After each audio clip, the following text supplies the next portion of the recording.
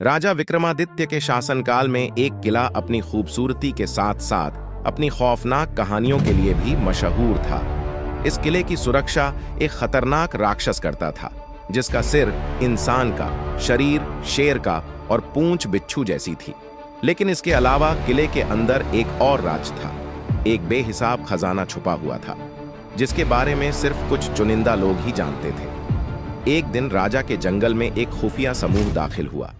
ये लोग आम नहीं थे, बल्कि खजाने के खतरनाक चोरों का समूह था। इनके सरदार काला नाग एक चालाक और निर्दयी चोर थे, जिन्होंने अपनी पूरी जिंदगी खजाने चुराने में बिता दी थी। काला नाग और उसकी गैंग को किले के खजाने के बारे में पता चला और उन्होंने इसे चुराने का प्लान बना लिया।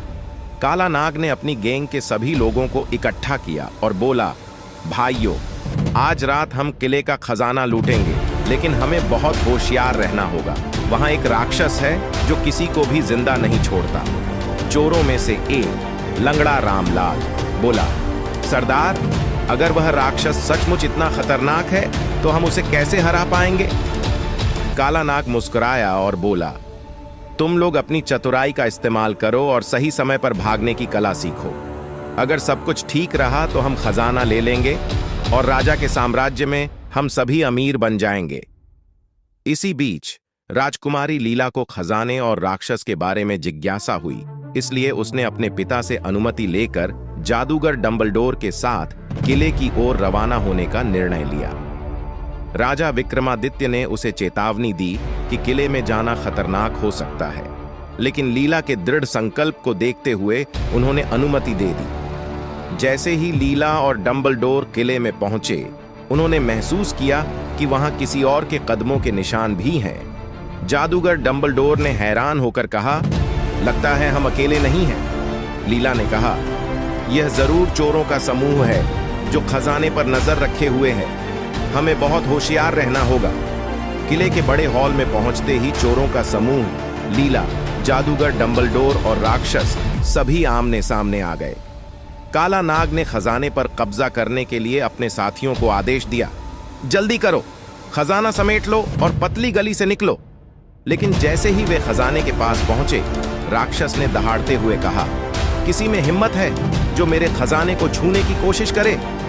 चोरों ने अपनी तलवारें निकाली और राक्षस पर हमला किया, लेकिन राक्षस की ताकत और गति ने उन्हें डर से भर दिया। लंगड़ा रामलाल ने डरते हुए कहा, सरदार, ये तो मौत का फरिश्ता है।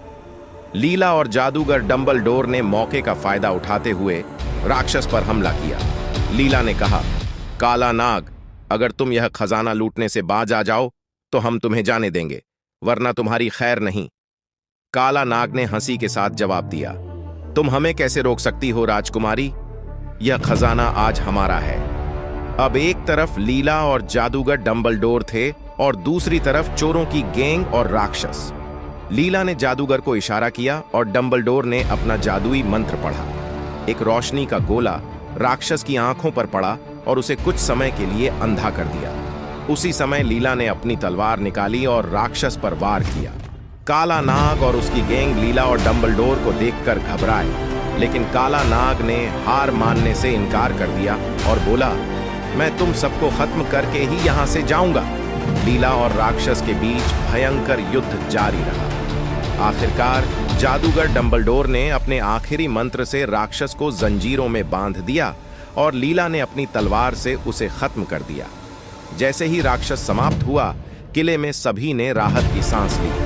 काला नाग और उसकी गैंग को पकड़ लिया गया और राजा के दरबार में पेश किया गया। राजा विक्रमादित्य ने काला नाग से कहा, तुम्हारा लालच और चोरी की आदत तुम्हें तबाह कर गई और अब तुम्हें अपने किए की सजा मिलेगी। अगर आपको हमारा वीडियो पसंद आता है तो कृपया हमारे चैनल को सब्सक्राइब करें।